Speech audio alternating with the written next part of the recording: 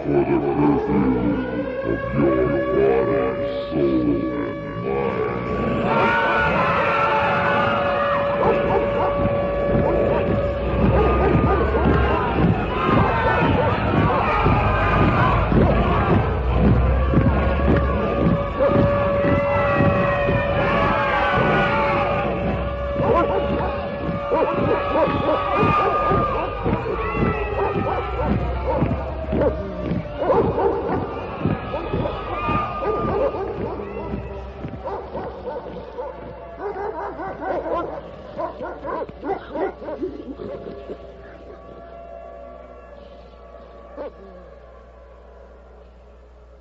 I'm William Cooper, and you're listening to the Hour of the Time. Tonight, folks, we've got to get you back into the stream. And the way I do that is I quit telling you about my research and I quote exactly from the horse's mouth so you'll know that what you're hearing on this program, The Hour of the Time, is not being made up by me or anyone else. And it's there for anyone to find if you'll just get off your butts and go to the library and start digging and looking and searching and reading and quit listening to what you're told, including what you're told on this show. Remember, my admonition is not to ever believe anything you hear from the mouth of anyone or that you read from the book written by anyone or from Dan Rather in the 6 o'clock news or the President of the United States or Chuck Carter, Tom Valentine, Rush Limbaugh, the man who's sitting on half of his brain, or indeed from even your own mother. For folks, the deception in this world right now that's being promulgated in order to bring about a one-world totalitarian socialist government is so deep that you better be standing on a stump or you might drown. Alice Bailey, folks, one of the key members of the New Age religion, wrote this. Quote, "There is no question, therefore, that the work to be done in familiarizing the general public with the nature of the mysteries is of paramount importance at this time.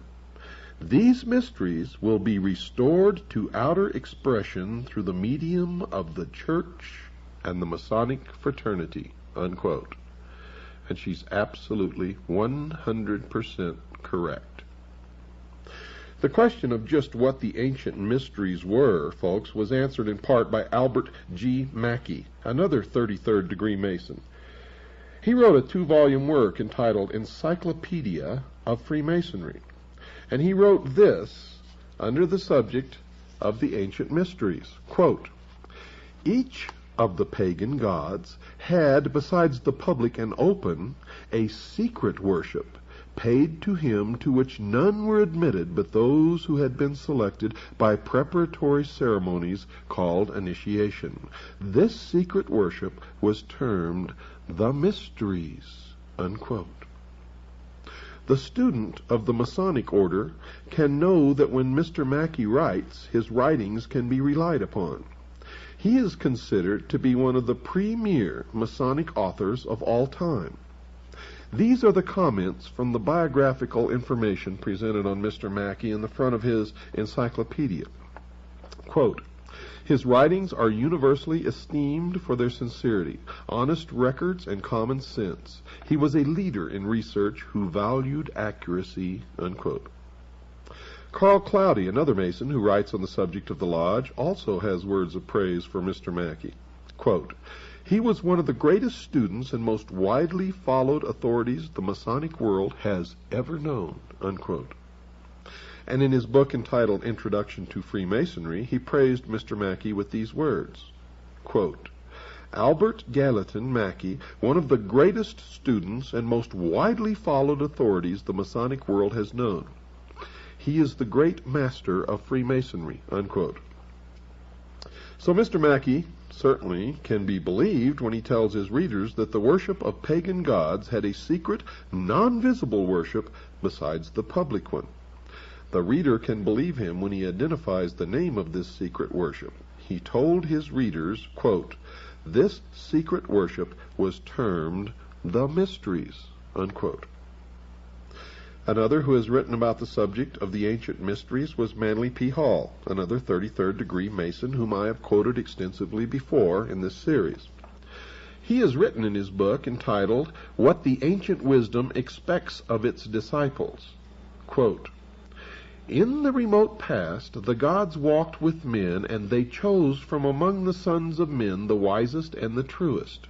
With these specially ordained and illumined sons, they left the keys of their great wisdom, which was the knowledge of good and evil. These illumined ones founded what we know as the ancient mysteries, unquote. Now, in case you weren't listening there, this is a dead giveaway and an admission that the gods that walked with men were known, at least in the Bible, as Satan.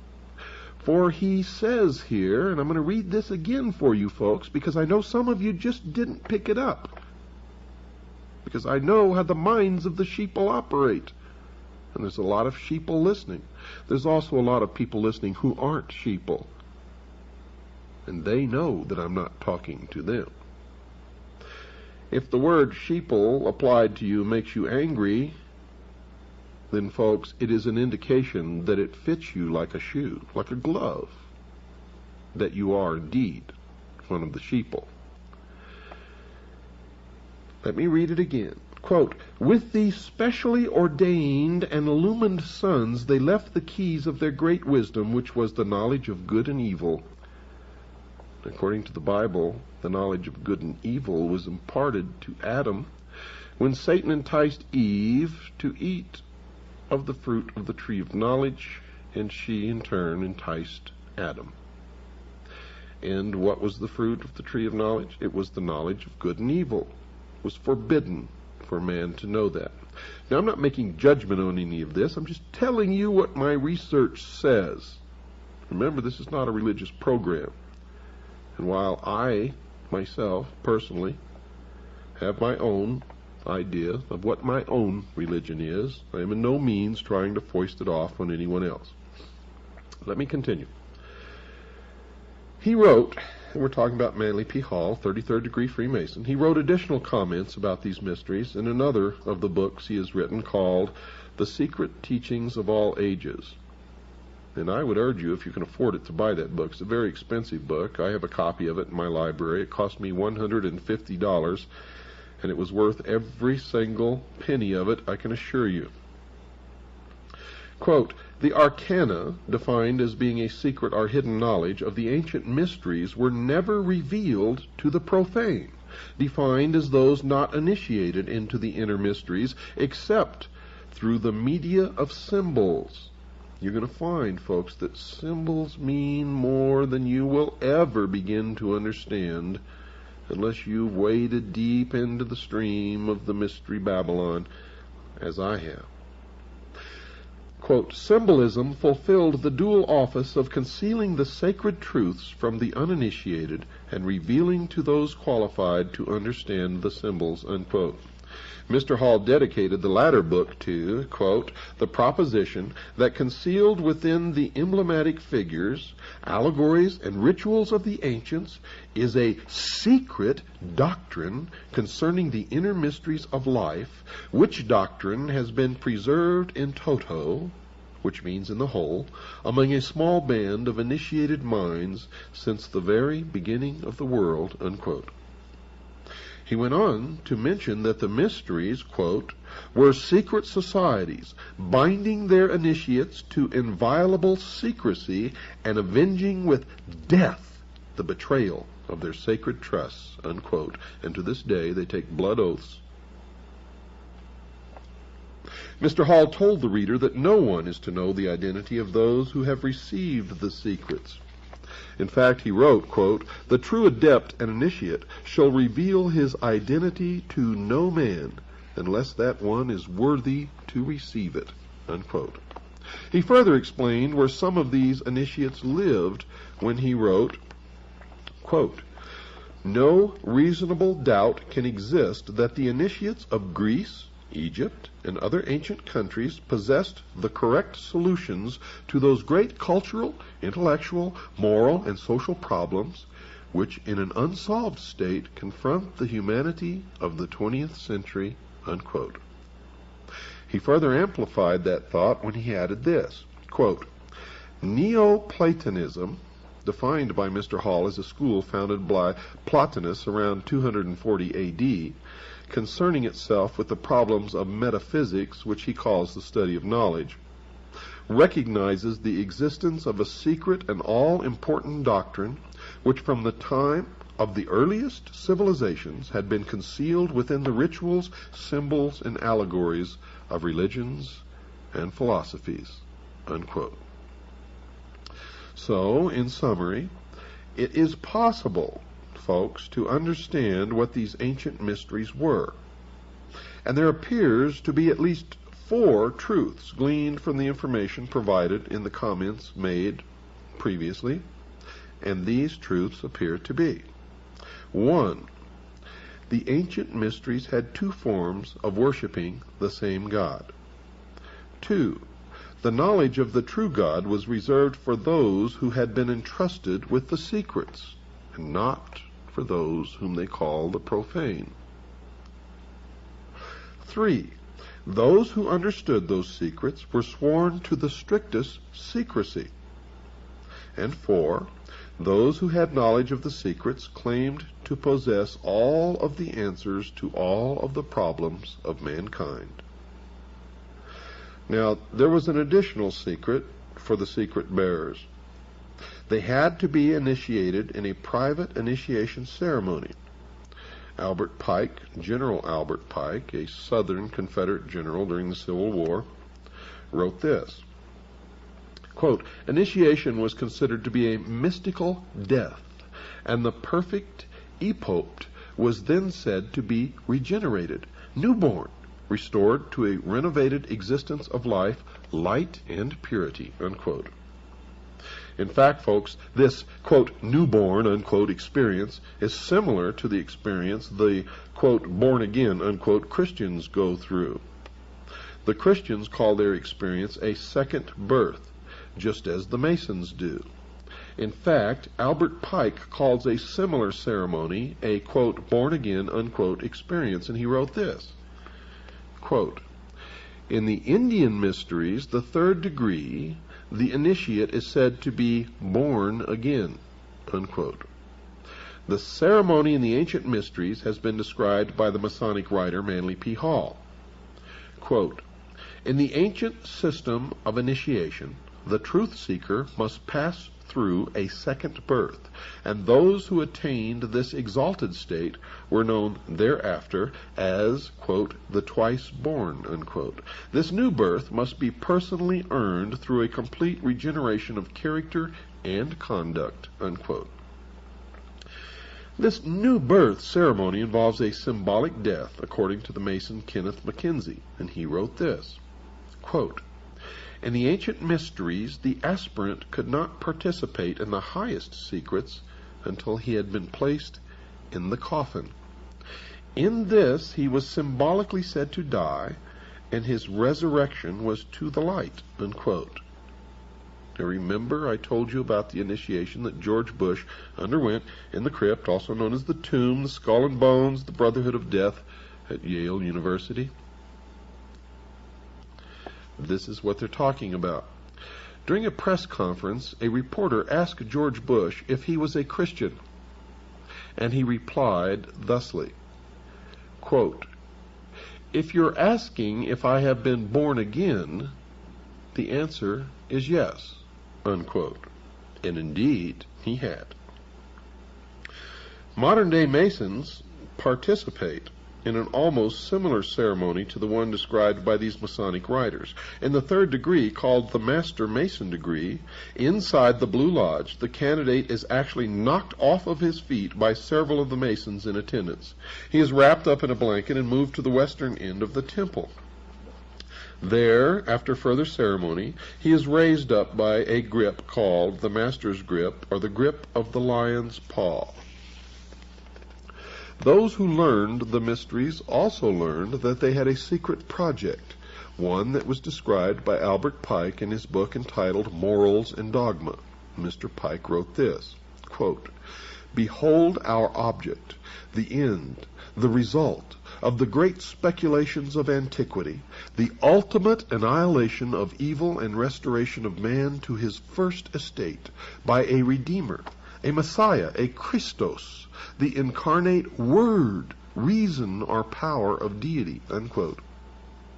I urge you all, if you can find a copy of Morals and Dogma by Albert Pike, to purchase it, take it home, and read it. Mr. Hall told his readers that those who had been initiated into the mysteries were the secret power behind the governments of the past. He wrote this about these ancient initiates in his book entitled "What the Ancient Wisdom Expects of Its Disciples." Quote, "They are the invisible powers behind the thrones of earth, and men are but marionettes dancing while the invisible ones pull the strings. We see the dancer, but the master mind that does the work remains concealed by the cloak of silence," unquote.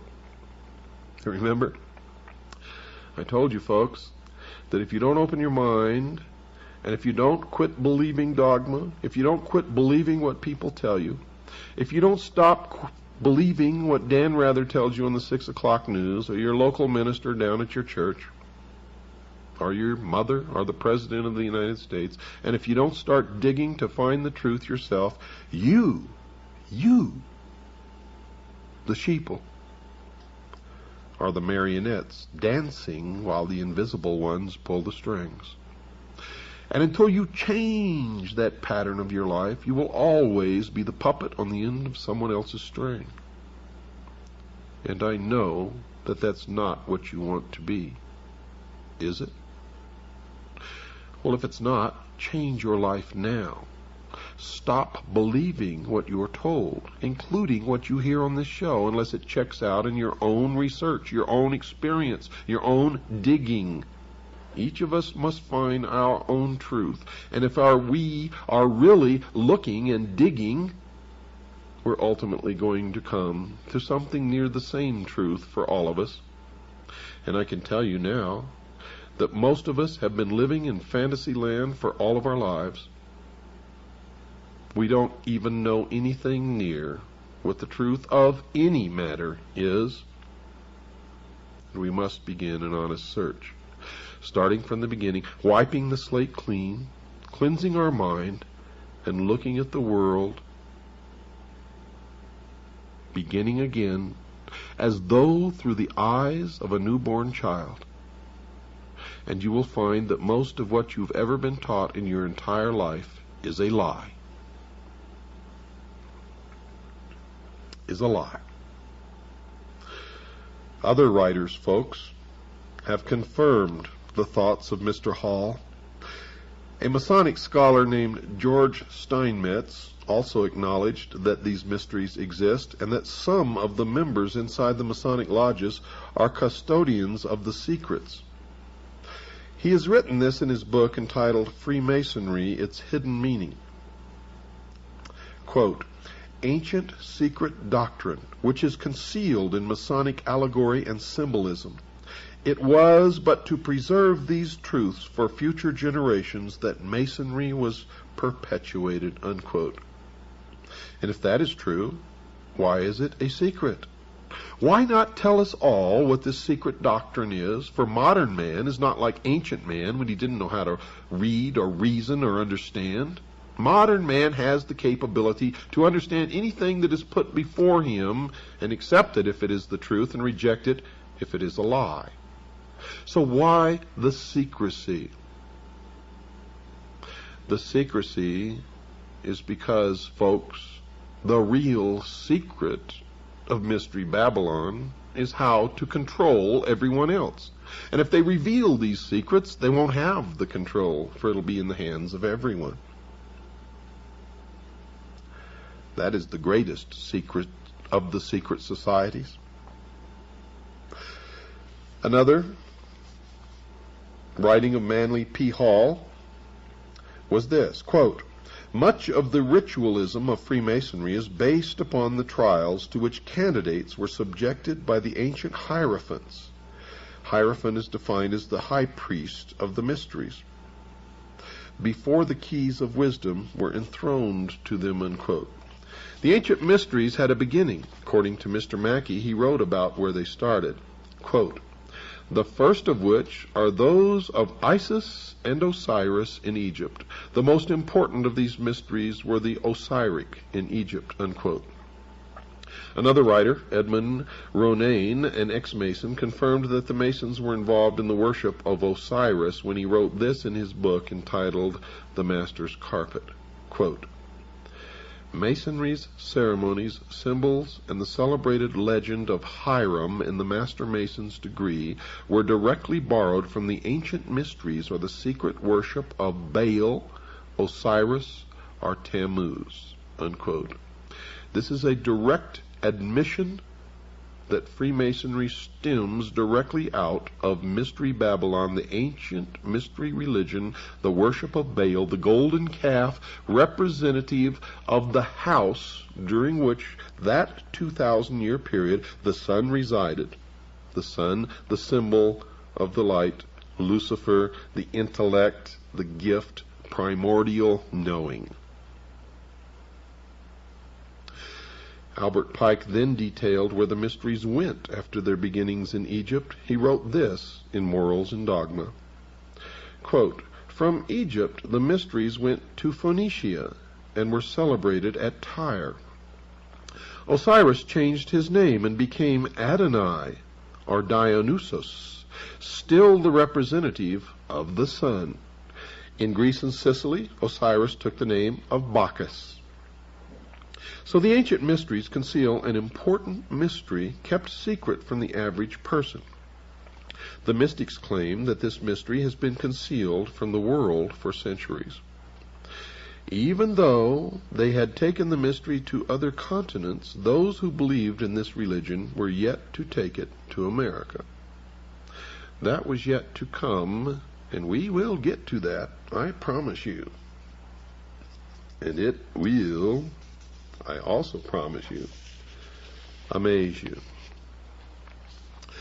Lafayette, who was a very famous and noted pirate and a member of Freemasonry and the Knights Templar, said this, quote, an invisible hand is guiding the populace, unquote.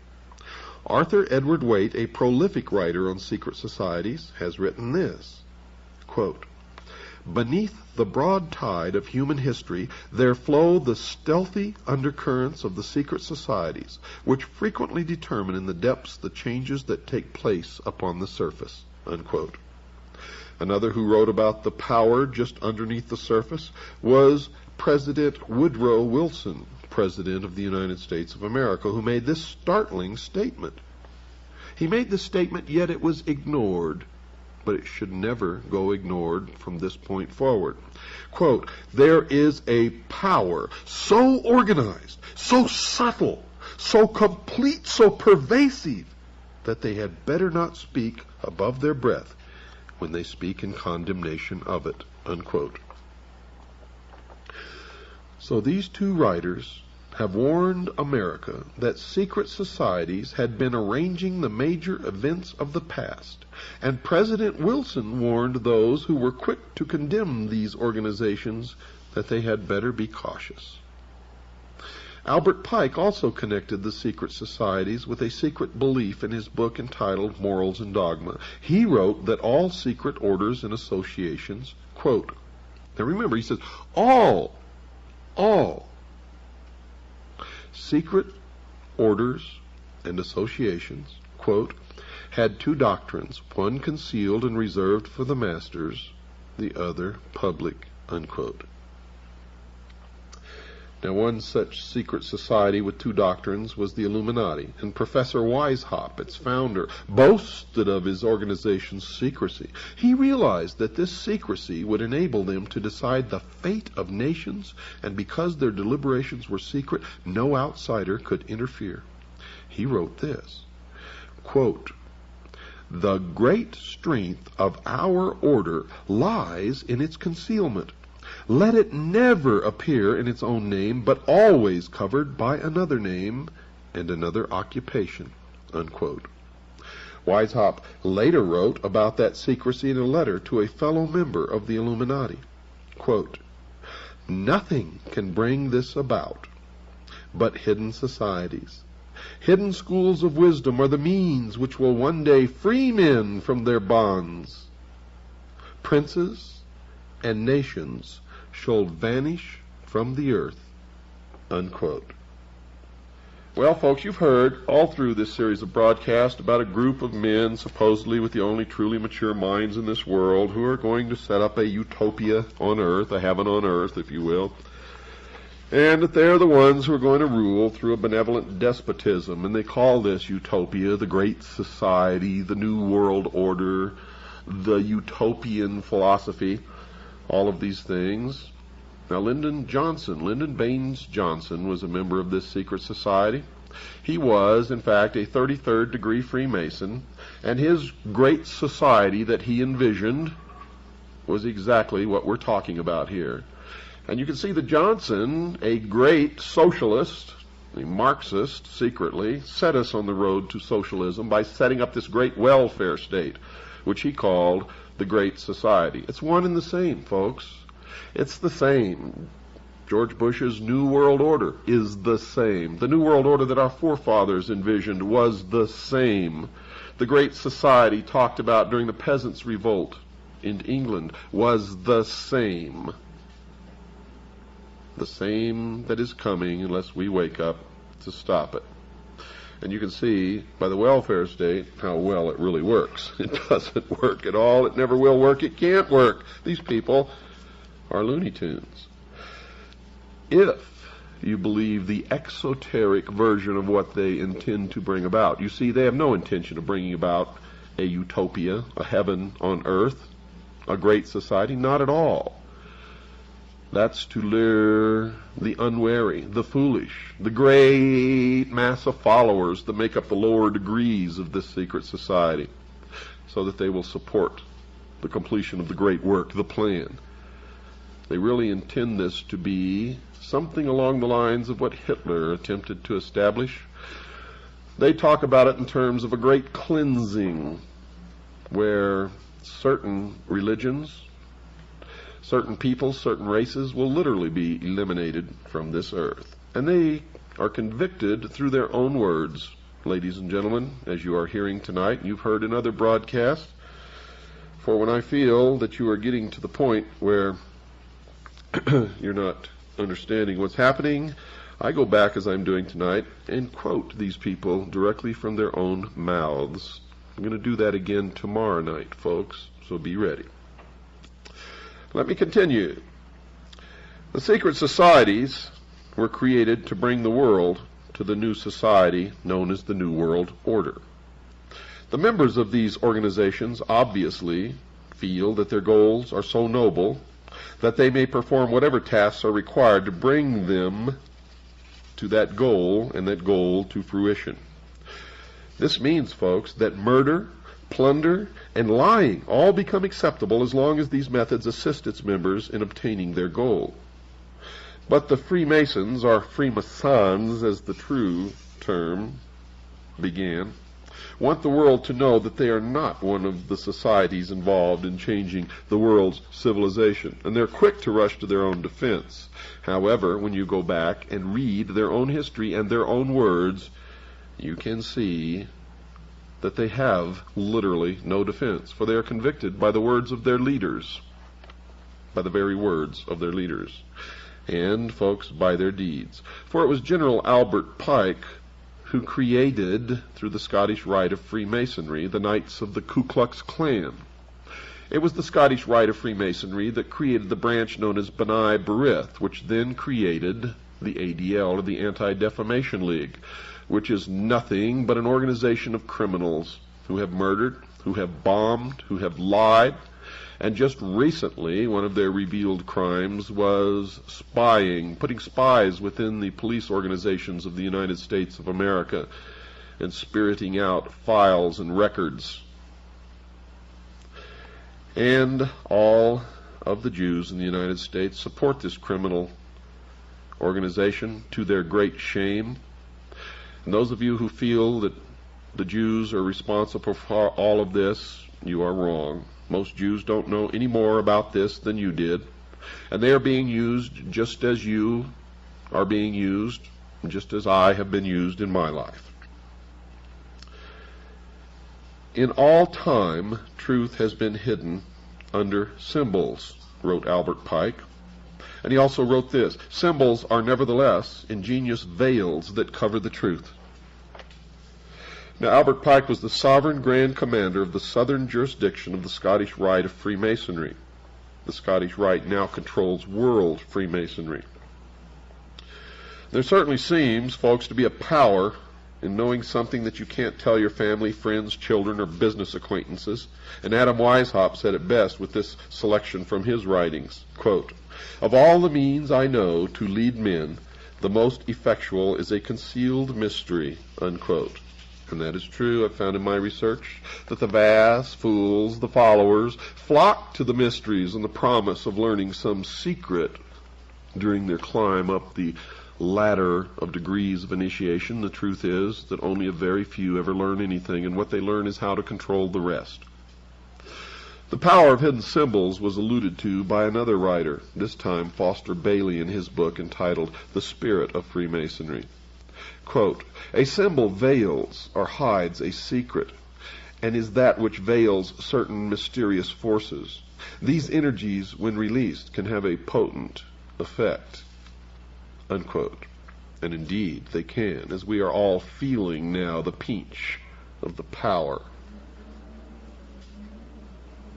There are many who can attest to that simple truth. Organizations with concealed or secret initiation ceremonies abound in America and indeed around the world. College fraternities and sororities teach the college student to accept secret initiation ceremonies and hidden knowledge at a young age. The Masons, intended for adult males, have similar organizations for their young sons and daughters, and other secret organizations for their wives. And all of these organizations tend to prepare their male members for further service in the master secret organization, the Masons. However, the Masons are quick to point out that they conceal their truths from the general public. Manly P. Hall, for instance, wrote this, quote, "It is for the adepts. An adept is defined by the dictionary as one who is an expert, but there is an esoteric definition that shall be discussed later. Quote, "It is for the adepts, one to understand the meaning of the symbols," unquote. He further instructed his readers that understanding the symbols could make one wise. Quote, "An understanding of these symbols is the beginning of wisdom," unquote. Max Toth, a writer about the Great Pyramid of Giza in Egypt, also wrote about the purpose of symbols, and he said, quote, "The knowledge of the ancient mysteries was never revealed to the layman except through the media of symbols. Symbolism fulfilled both the need to conceal sacred truths from the uninitiated and to offer a language for those qualified to understand it." Now, whatever these secrets are, folks, one writer on the subject feels it is time to make them public. Alice Bailey, one of the key writers supporting the New Age movement, wrote this, quote, "The hour for the ancient mysteries has arrived. These ancient mysteries were hidden in numbers, in ritual, in words, and in symbology. These veil the secret," unquote. Another writer who writes on the order, Carl H. Cloudy, told anyone who read the Masonic literature that he had best understand the language, or they would miss the true meaning of the words. He wrote, quote, "He who hears but the words of Freemasonry misses their meaning entirely," unquote. Rex Hutchins, a 32nd degree Mason who has written a book for the Masons, one so important that it was used to replace one written by Henry Clausen, a former sovereign commander, also informed his readers that his writings also concealed a secret. Quote, "The word reveal means to re-veil. That is, to give one explanation and yet continue to maintain the mystery of the symbol by not explaining it in a full and complete manner," unquote. So the language code must be broken if one is to learn the truth about the Masonic order. The reason that this is so is because the Masons have admitted that they have concealed the true meaning of some of their language. However, it is possible, folks, to know the true meanings of at least some of the hidden language, and the listener can be certain that the discovered interpretations are correct because the Masons themselves have revealed the hidden meanings of some of their symbols in some of their own literature. The secret societies, folks, that have concealed their purposes in hidden meanings, concealed writings, and private initiation ceremonies are admittedly very powerful. One who recognized that power was Benjamin Disraeli, the Prime Minister of England in the late 1880s, who said this in the House of Commons on July 14th in 1856. Quote, "There is in Italy a power which we seldom mention in this House. I mean the secret societies. It is useless to deny, because it is impossible to conceal, that a great part of Europe, the whole of Italy and France, and a great portion of Germany, to say nothing of other countries, is covered with a network of these secret societies. What are their objects? They do not want constitutional government. They want to change the tenure of the land, to drive out the present owners of the soil, and to put an end to ecclesiastical establishments," meaning religion, unquote. The Masons know about concealing secrets from the rest of the world. Carl Cloudy, a Masonic writer, told his readers that secrets are inside secrets, which are inside other secrets, and he wrote this, quote, "Cut through the outer shell and find a meaning. Cut through that meaning and find another. Under it, if you dig deep enough, you may find a third, a fourth. Who shall say how many teachings?" Unquote. And even the communists use concealment, for the communists were created by the mysteries. The cell system of the Communist Party was created by the mystery schools, which have used the same system for millennia. Nikolai Lenin, the Marxist communist who communized the Russian nation in the years following the Russian Revolution of 1917, wrote this, quote, "We have to use any ruse, dodge, trick, cunning, unlawful method, concealment, and veiling of the truth," unquote. Many of the signs for identifying a communist or a member of the Communist Party are exactly the same as those symbols and signs used by Freemasons to identify each other. The use of secrecy to conceal thoughts from certain of the members of an organization or from the public is the device of those who have something to hide. That something is so horrible, so terrible, that knowledge of that secret must be kept from those who would have the most to lose by knowledge of that secret. In the case of the secret societies, it is a belief in Lucifer, also known as Satan or the devil. In the case of communism, it is the truth that the people living in a communist nation know that the system does not work. But those in a non-communist nation targeted for a communist government are not to learn that simple truth. They are to be told that the system is the culmination of man's upward search for a perfect society, a great society, if you will, a utopia on earth, and they must be deluded into believing that there is no cost in the change from their current form of government to the communist form. One of the things that I find so incredible is that they trap the intellectuals so easily. The intellectuals, the ones who are supposedly so good at using their brain, cannot even use their brain so much as to look into history to see that the first people that the communists, the international socialists, destroy, kill, sentence to the labor camps, the gulag, if you will, are always the intellectuals. And history has recorded the brutality of the communists and the fact that millions of people have had to die as the communists installed that form of government. The evidence to support that condition will be discussed later in some other program. Now, secrecy is certainly not a part of the Christian religion today, although the Christian religion began in secret and was, in fact, a secret society. It is possible to know that nothing that Jesus said has been hidden from the Christians of today. He told the high priest in John, chapter 18, verse 20, quote, "And in secret have I said nothing," unquote. The intentional concealing of an organization's beliefs and purposes by the use of hidden language and concealed symbols is reserved primarily to the secret societies, and the nationwide Masonic lodges are indeed a secret society. And in the beginning, the Christians had their secret symbols also. One of the most prominent was the symbol of the fish. The secret is simply the fact that certain of their members worship Lucifer, and that they keep that secret from the overwhelming majority of their own members, and certainly the public is never to know this fact if they can help it. And the evidence to support that conclusion is ample, but only to one who cares enough to look for it. The problem with most people is they don't care enough to look for anything except Wheel of Fortune on the television set. So the student of history has to discover the hidden meanings behind the symbols in the Masonic literature and in the secret initiation ceremonies to understand the Masonic order. One of the first symbols that needs to be examined is the symbol of the serpent, also called a snake or dragon. Manly P. Hall wrote that the use of this symbol is as old as early man when he wrote this in his book entitled The Secret Teachings of All Ages. Quote, among nearly all these ancient peoples, the serpent was accepted as a symbol of wisdom, unquote, for it is from the serpent that man received the gift of intellect. Here Mr. Hall states that the serpent was a symbol of wisdom. It will be remembered that Lord Maitreya, the future New Age leader, also claimed to possess wisdom.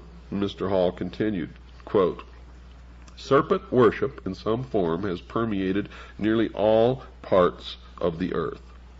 The serpent is the symbol and prototype of the universal Savior who redeems the world by giving creation the knowledge of itself and the realization of good and evil, unquote, an admission that the serpent, at least from the point of view of the Christian Bible, is Satan. And then Mr. Hall links the serpent with the ancient mysteries previously discussed. He continues with the comment that the serpent was worshipped by the priests of that religion. Quote, the priests of the mysteries were symbolized as a serpent, sometimes called Hydra, unquote. And then he pointed out that the ancient mysteries have been passed on to various other cultures and that they have been brought forward to the present day. Folks, we'll continue this tomorrow night. Until tomorrow night, good night, and God bless each and every single one of you. Lights out on the hour. It is the hour of the time. Lights out for the curfew of your body, soul, and mind.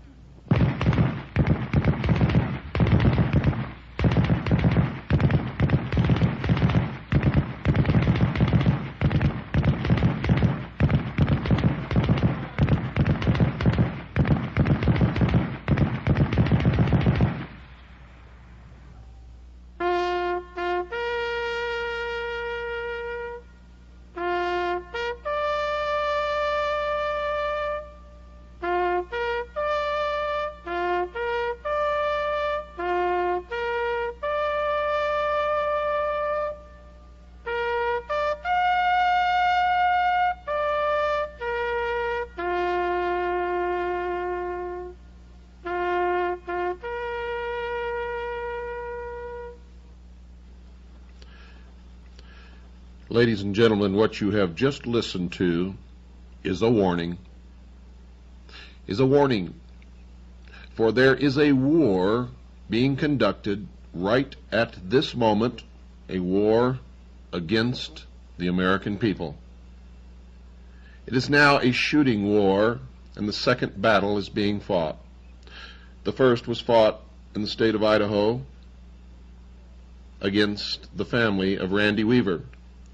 The second battle is being fought by a brave group of men and women and children in a church known as Branch Davidian in Waco, Texas.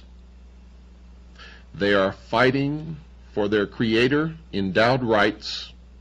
They have committed no crimes. They know what the sound of battle is. They know what it's like to see their friends or relatives die in their arms or at their feet. They know what it's like to have wounded and be refused medicine and medical treatment. Oh yes, we are at war, make no mistake about it. And if you don't believe that, you keep your eyes and ears open in the next weeks, months, and years. You will see it escalate across this country like a wild forest fire, out of control. And unless the sheeple wake up and listen and learn and act, I predict that there will be civil war in the United States of America, because there are many of us who will not ever give up our Creator-endowed rights, our right to keep and bear arms, the Constitution of the United States, and the Bill of Rights, without one hell of a fight. And what you heard at the beginning of this program, folks, for those of you who have never experienced war, was the real sounds of war. What you heard were real bullets being fired, real bombs being dropped, real machine guns killing real people.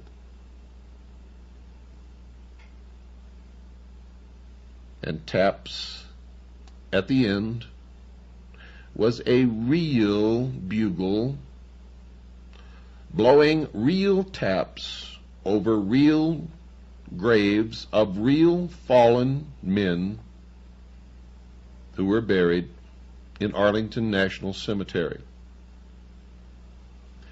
You see, many people have already died protecting what many of you are giving up. I, for one, will not. When they come for me, there will be another battle. I will not give up. And I don't care who wins or loses, because at the end of my battle, it will be just the beginning of yours. Do you understand what I'm telling you? You see, my whole purpose is to wake enough people so that no battles ever have to be fought, but we're already behind because 2 have already been fought, and more, I guarantee you, are on the way. Guaranteed, folks. Guaranteed. Because the more we allow them to get away with, the more they will attempt. I don't want a civil war in this country. I want to stop it before it even has a chance to start, and the only way to do that is wake up America. You see, if 200 million people stand up with their right under the second article and amendment to the Constitution, holding a weapon in their hand, and say, enough, we will not put up with this anymore, stop it now, get out of our government, get out of our cities, get out of our military, and stay out, That will be the end of it, and no shot will ever have to be fired. I guarantee that. But what do you think the odds are of that happening? Now, this is the 16th hour of our series on Mystery Babylon. Many of you have already made the necessary connections. You know what's happening, and you know who's bringing it about, and you know why. Some of you still do not. So we will continue.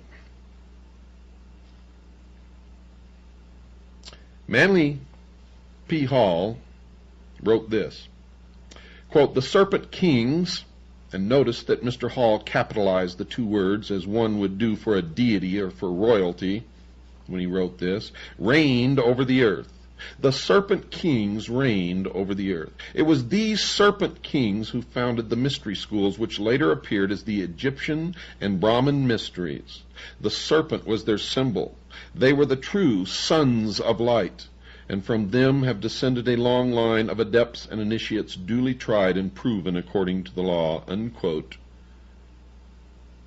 And the proper term is not Freemason, it's Freemason. It comes from the French, from the Knights Templar, and it literally means the sons of light.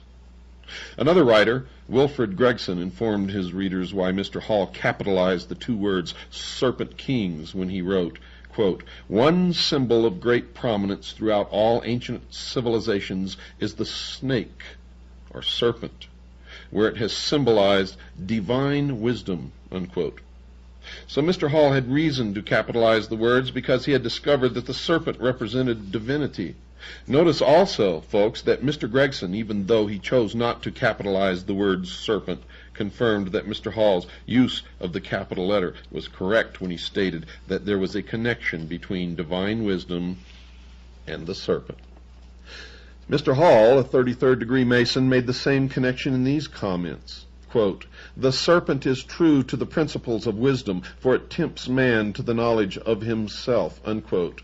A serpent is often used by the ancients to symbolize wisdom. The symbol of the serpent has another concealed truth, according to Kenneth Mackenzie, for he identified that truth in this quote when he described a brazen serpent. Quote, "It was a type of mediator and a promise of redemption," unquote. The word brazen, folks, is defined as bold or impudent, and impudent is defined as shamelessly bold or disrespectful.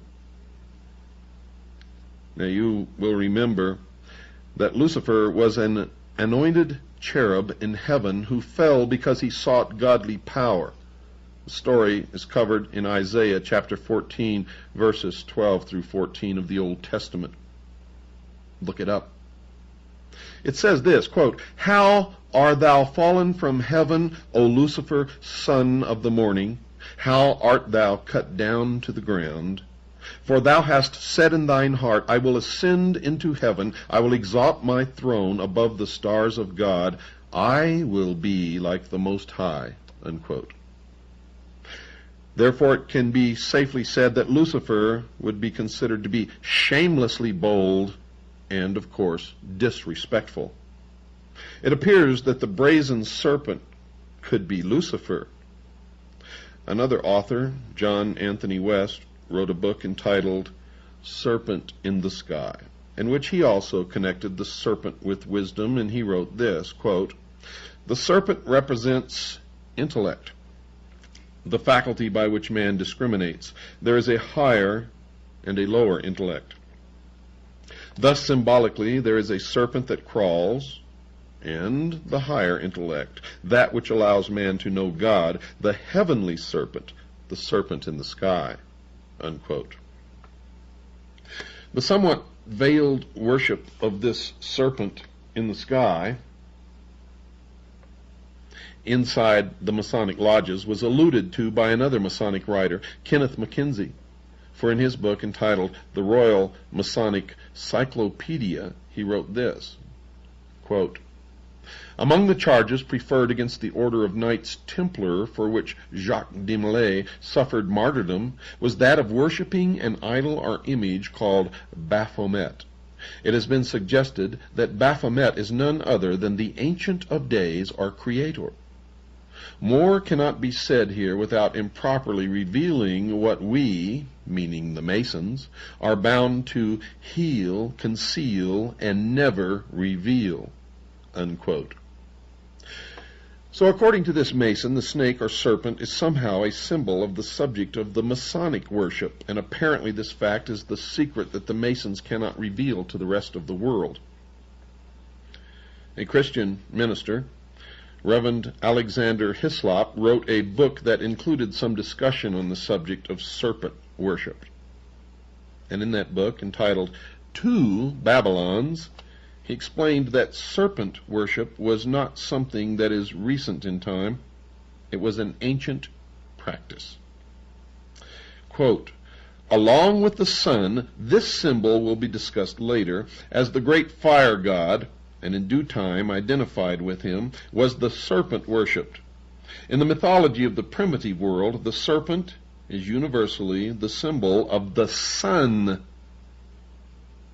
As the sun was the great enlightener of the physical world, so the serpent was held to have been the great enlightener of the spiritual by giving mankind the knowledge of good and evil." Unquote. And according to the Bible, you know who gave man the knowledge of good and evil? Satan, Lucifer. He then discussed a coin minted in Tyre, the center of the ancient Phoenician culture. This coin was also the subject of an article in the September 1986 issue of the Good News magazine. It depicted a serpent entwined around a tree stump. To the left of the stump stood an empty cornucopia, and to the right a flourishing palm tree. The snake on the coin is the symbol of the powerful god whom the Romans called Esculapius. The name means the man instructing snake, or the snake that instructs man, and the article then reported, quote, "In mythology, Aesculapius was believed to be the child of the sun, and thus the enlightener of mankind. As the legend goes, Aesculapius was ultimately struck down by a thunderbolt thrown by an angry Zeus, king of the gods, and cast into the underworld." Unquote. The tree stump, folks, represented the fallen god and his ruined kingdom. In the mythologies of many ancient civilizations, the image of a fallen tree was used to symbolize the cutting off of a great god or hero, someone cut off in the midst of their power. You see, the snake on the coin was shown twisting itself around the dead stump, exerting its power in an attempt to restore his fallen kingdom. The cornucopia is an ancient symbol of plenty, but it was empty on the coin. This has been interpreted as meaning that the abundance had been cut off because the great God has been cut off. However, folks, the implication is that the horn of plenty will return when the fallen God is restored to his rightful position. The palm tree shown in the coin is a well-known symbol of victory, so it appears that the coin was minted to depict the anticipated return of the fallen snake god to the world. And the Bible talks about a fallen serpent in the book of Revelation, chapter 12, verse 9. However, in this case, folks, the snake is connected to another symbol of the serpent, a great dragon. Quote, "And the great dragon was cast out, that old serpent called the devil and Satan." Unquote. Is the serpent worshipped in the ancient mysteries and a symbol in the Masonic ceremonies, a symbol of Satan, the devil? As has already been discussed, there is indeed evidence, folks, that this is the case. And once you have confronted the evidence and studied as much as I have studied, you will know that they are one and the same. Another symbol that needs to be analyzed is the star. On the page opposite page 124 in Mackey's Encyclopedia is a drawing illustrating the symbols of Freemasonry. Included in the 20 or so Masonic symbols is a drawing of a shooting star. Now, it can be fairly claimed that a blazing or shooting star would be one that was on the move inside the universe. One of the directions it could move would be, of course, towards the earth. If it was moving towards the earth, it could be called a falling star. But we know that most falling stars are actually meteors and not stars at all. Lucifer, however, is a fallen angel, according to Isaiah, an Old Testament prophet who wrote this in Isaiah chapter 14, verse 12. Quote, "How art thou fallen from heaven, O Lucifer?" Unquote. Now, folks, notice that Isaiah also said that Lucifer fell from heaven, and other parts of the Bible report that he fell to the earth. So it is conceivable that the symbol of the falling or blazing star could be a symbol of Lucifer. A variety of authors have used their writings to discuss the star as a symbol. Professor Adam Weishaupt, the founder of the Bavarian Illuminati, was one who explained what he considered the star to be a symbol of. Listen closely. Quote, "The flaming star is the torch of reason," unquote. Mr. Mackey wrote that the star, quote, "was a symbol of God," unquote. He then connected the blazing star to another symbol when he wrote, quote, "The blazing star refers us to the sun," unquote. And then he connected it with the secret initiation ceremonies inside the Masonic Lodge. Quote, "In the 4th degree of the same rite, the Scottish rite of Freemasonry, the blazing star is again said to be a symbol of the light of divine providence pointing out the way of truth," unquote. And Mr. Hutchins, the Masonic writer who has authored the recent book on Masonry, further interpreted the symbol of the star thusly.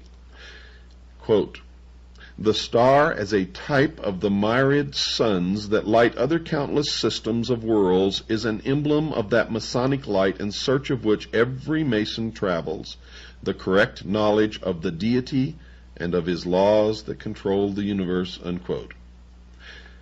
Now, closely allied with the symbol of the star is the symbol of the sun.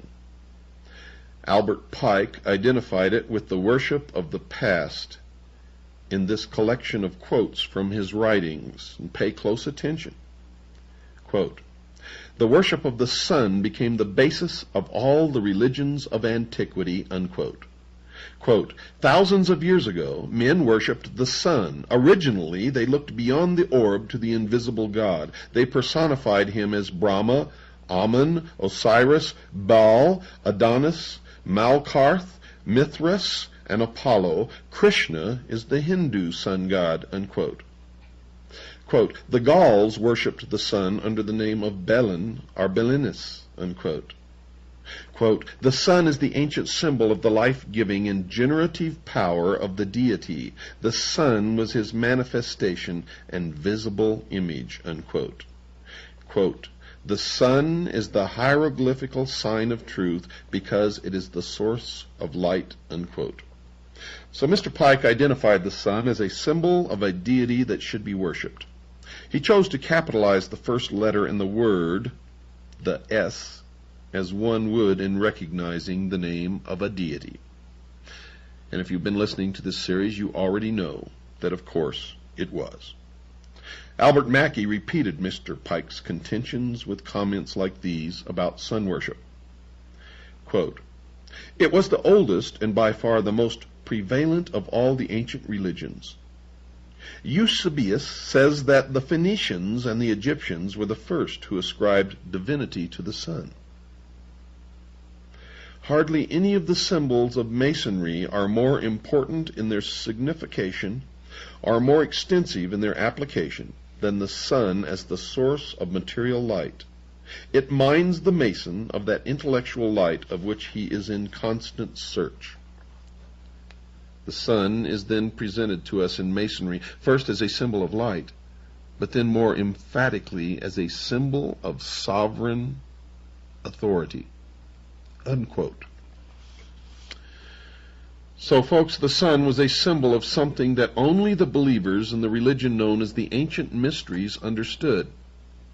These believers, called adepts, certainly knew that the people would not accept their mystery religion, so they had to conceal it from them. So the task became one of creating a religion around a belief that they knew the people would accept because it would make some sense, at least as far as the adepts would explain it. But their basic purpose was to create a popular religion as a cover for their secret worship. The secret religion would be built around a belief in the sun. The sun would be a perfect thing to build a religion around because of its basic nature. It is very visible and has a very important role in man's life. It rises in the morning, it appears to be born and then sets during the evening. It appears to die and then appears to be born again the next morning.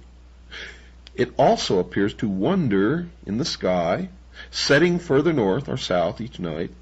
It then returns back to any given position twice each year.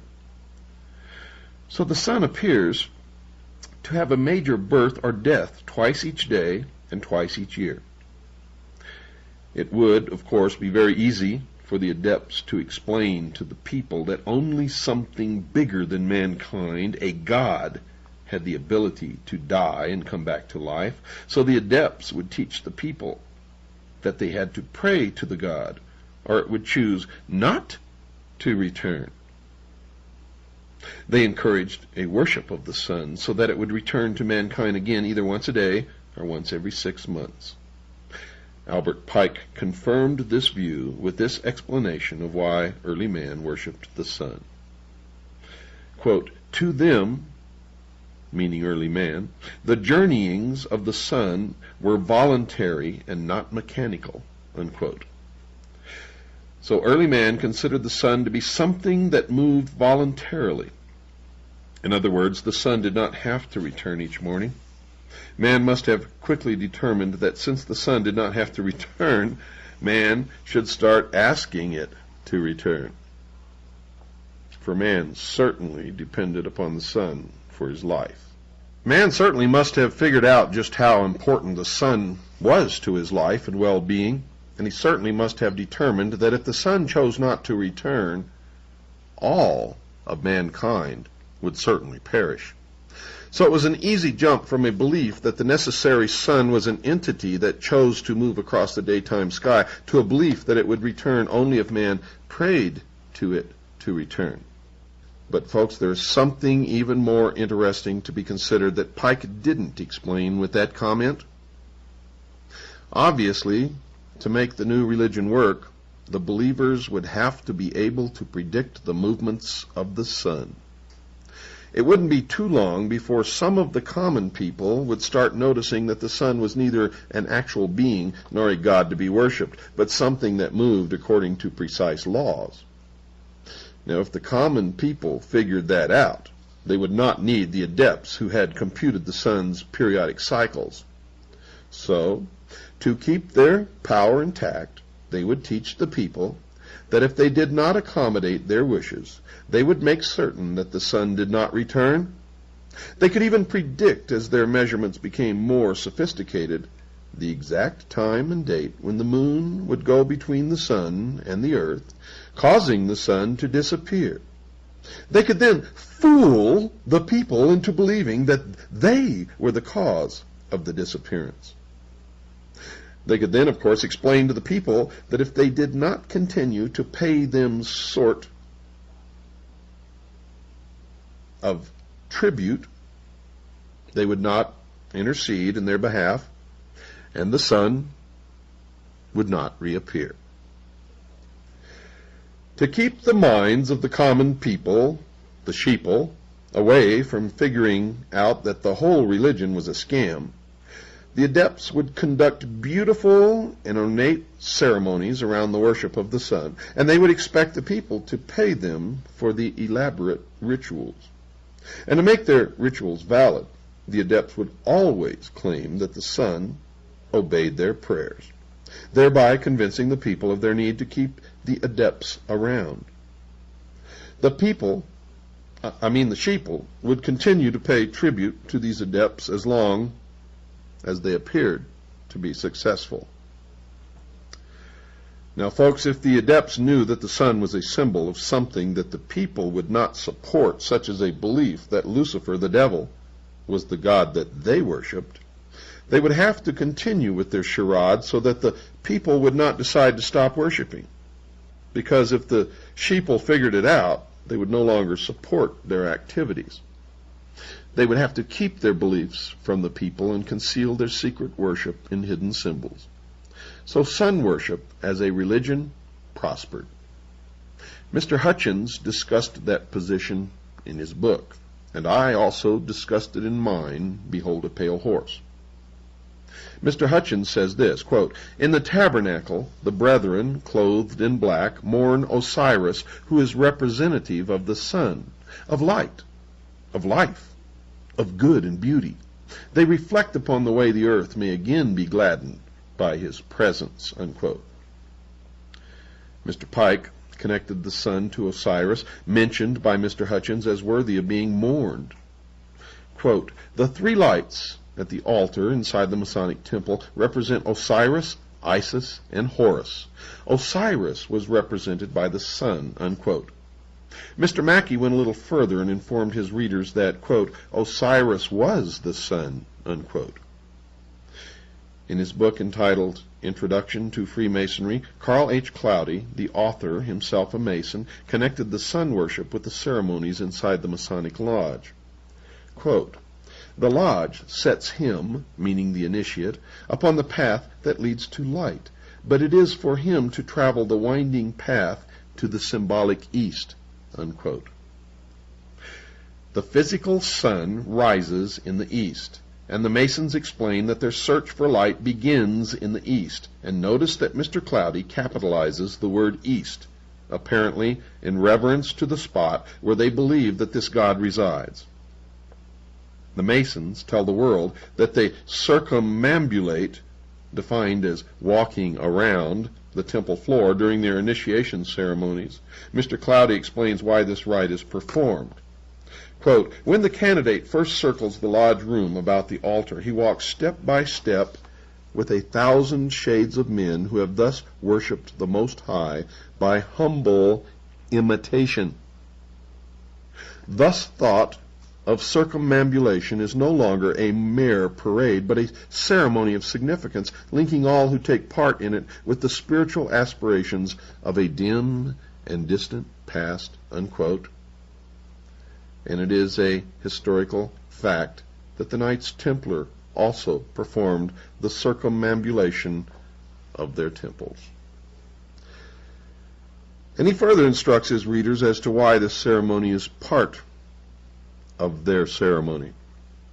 Quote, "Early man circled altars on which burned the fire which was his god, from east to west by way of the south. Notice that the north is not included in the ceremony. The significance of that omission will be discussed later. But circumambulation became a part of all religious observances," unquote. In another part of his book, entitled Introduction to Freemasonry, Mr. Cloudy reported that this style of walking was traceable to the ancient religions of the past.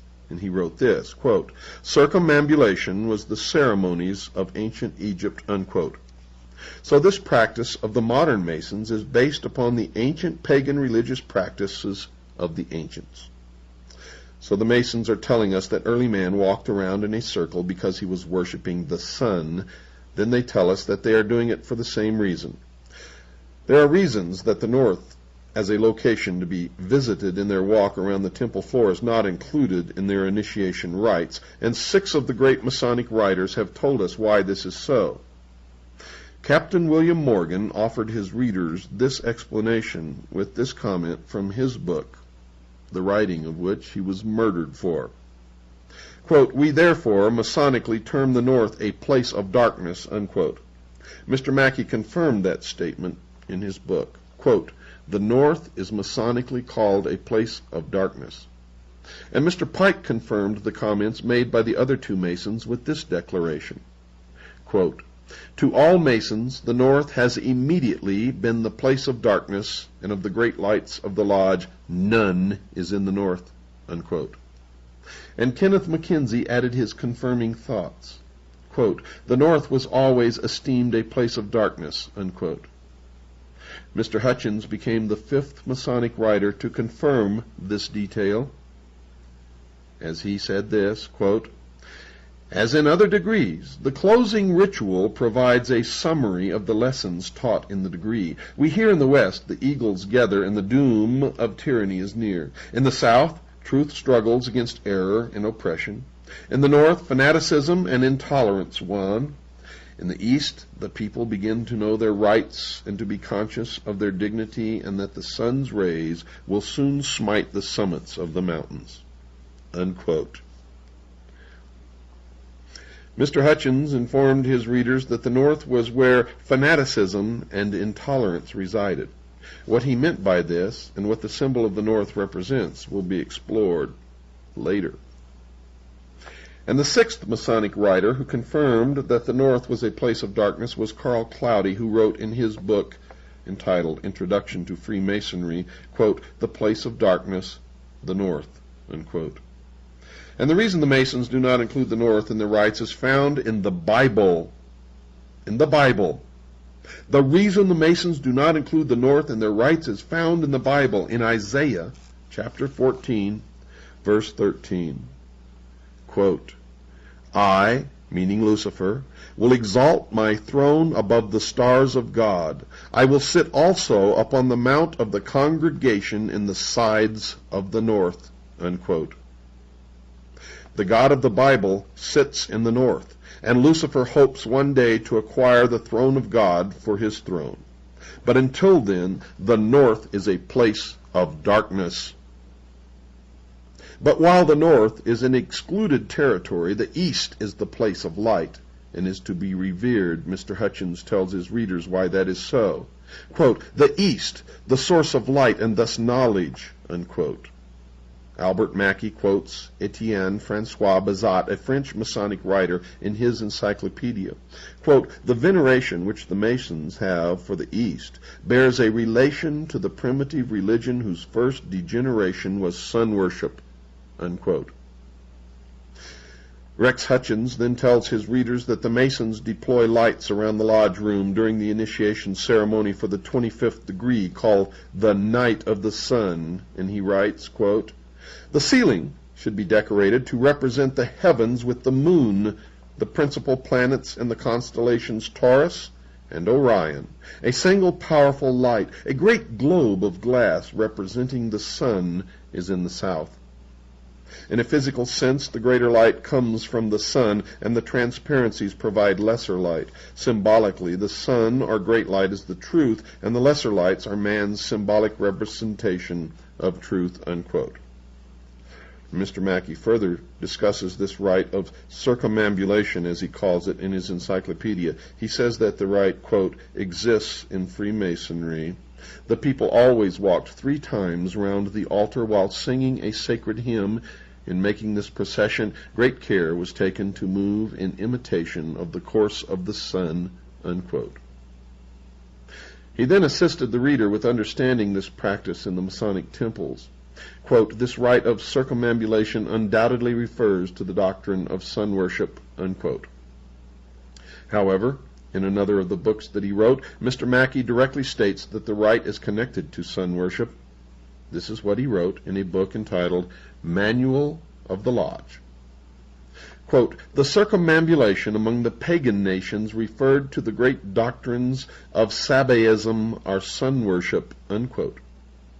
Sabaism is defined by Mr. Mackey in his encyclopedia as, quote, "Sabaism, the worship of the sun, moon, and stars, the host of heaven.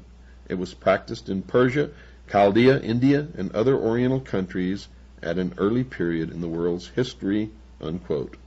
He then added this rather cryptic comment, quote, "And although the dogma of sun worship does not, of course, exist in Freemasonry, we find an allusion to it in the rite of circumambulation, which it preserves," unquote. Now one can understand what Mr. Mackey meant by that comment. The Masons do not worship the sun. They worship the sun, with a capital S. So he was telling the truth, but concealing it in a symbolic language, for he wrote son with a small s. You have to understand the symbology of the mystery schools, or you will never understand anything, dear listeners. Mr. Hutchins then volunteered the information that in the 12th of the 32 degrees, the rite of circumambulation is preserved, and he writes, quote, in all the Scottish rite degrees thus far, the candidate has made 21 prescribed circuits around the altar. This degree adds 7 for a total of 28. And this practice, called circumambulation, is derived from the ancients and existed among the Romans, Semites, Hindus, and others. It is thought to have been a rite of purification. The sun was believed to travel around the earth. The initiates imitated the movement of the sun when they made circuits around the altar, unquote. Furthermore, dear listeners, in the 9th degree, other symbols of the sun are involved in the ceremony, and Mr. Hutchins tells his readers, quote, after the obligation is taken, the 9 candles of yellow wax are lit. Yellow is representative of the sun, hence light and knowledge. In the 10th degree, further symbols representing the sun are utilized according to this author. Quote, there are 3 sets of 5 lights. The wax is yellow, meaning knowledge, and also as the color of the sun represents the deity, unquote, a blatant admission that the sun represents the deity that they worship. Other clues that the sun and the serpent are both known symbols of the Masonic Lodge are given by the titles of 2 of the 32nd degrees inside the Masonic Lodge. The 25th degree initiate is called a Knight of the Brazen Serpent, and the 28th degree initiate is called a Knight of the Sun, with a capital S. There is another symbol of the sun inside the Masonic Lodge, the Worshipful Master. The equivalent of the president of the lodge sits in the east side of the temple, and we are told why that is. Quote, the Worshipful Master represents the sun at its rising. The Senior Warden, another officer of the lodge, represents the sun at its setting. And the Junior Warden, still another officer of the lodge, represents the sun at meridian, the halfway point, the Most High. Other individuals and organizations besides the Masonic lodges are also involved, folks, in varying degrees with sun worship, or with an acknowledgement that the sun plays a central role in their understanding of the nature of the world. Elizabeth Clare Prophet has been described as being a leader in the New Age movement, and she has written this in a newsletter she publishes called The Coming Revolution. Quote, the healing of the nations begins with the healing of ourselves. We must draw forth from the great central sun that eternal light with which we were anointed from the beginning, unquote. Adolf Hitler, I'm sure you've heard of him, the head of the German government prior to and during World War II, and who was directly responsible for the murder of over 50 million people, was also a sun worshiper. Very early in his life, he joined a secret organization called the Thule Society. And 40 years after the war, some historians are finally delving into its strange beliefs. 2 of these writers, Michael Bertrand and Jean Angelini, have produced a book entitled The Occult and the Third Reich. And one of their conclusions is, quote, in the Nazi cosmology, the sun played a prime role as a sacred symbol of the Aryans, in contrast to the feminine and magical symbolism of the moon revered by the Semitic peoples, unquote. The Nazi Party was the name of the National Socialist German Workers' Party, the party that Mr. Hitler joined. It became the controlling party of the German government prior to and during the war. The Führer, German for leader in this case, meaning Mr. Hitler, saw in the Jewish people with their black hair and swarthy complexion the dark side of the human species, while the blonde and blue-eyed Aryans constituted the light side of humanity. Hitler undertook to extirpate, meaning to eliminate, from the material world its impure elements, to lead it back to glory. But sun worship, as the Masons point out, is not new. The Bible talks about it as well. Folks, Ezekiel was an Old World Testament prophet writing sometime during the period of 571 to 592 BC. And he tells about how he was taken by God to see a practice occurring near the temple. And this is what he wrote in Ezekiel chapter 8, verses 15 and 16. Quote, "And he, the Lord God, brought me into the inner court of the Lord's house, and behold, at the door of the temple of the Lord, between the porch and the altar, were about 25 men with their backs toward the temple of the Lord, and they worshipped the sun toward the east." Unquote. And Ezekiel points out that the Lord God considered this practice an abomination. There is another reference to sun worship in the Old Testament, this time in Deuteronomy chapter 17, verses 2 through 4, and then verse 7, and that reference reads as follows.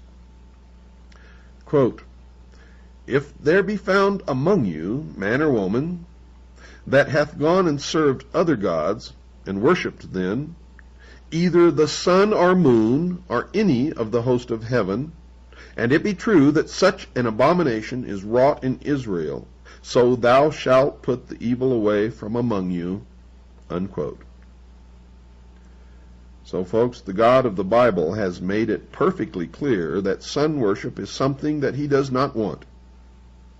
He does not want his creatures practicing this. The Bible even went so far as to say in both instances that he considered the practice to be an abomination or an evil. But to show just how far this practice has invaded the Christian community, the following prayer was offered up at a recent funeral in a local Christian church. Quote, "Now you will feel no rain, for your mother, the earth, will fold her arms around you. Now you will feel no cold, for your father, the sun, will always warm you." Unquote. Sun worship continues because some Christian churches pray to the sun god in their church services and don't understand who they are praying to. Simply stated, dear listeners, the sun god that they were praying to is Lucifer. Lucifer, also known as Satan or the devil. Wakes you up, doesn't it? See, all the time you thought religion was something stupid, didn't have anything to do with overall world events, but you're wrong. It has everything to do with everything. Whether you believe it or not, whether I believe it or not, doesn't make any difference. If the people who have the power and are in control believe it, it will affect us all. Understand that, because that's true. Good night, and God bless each and every one of you.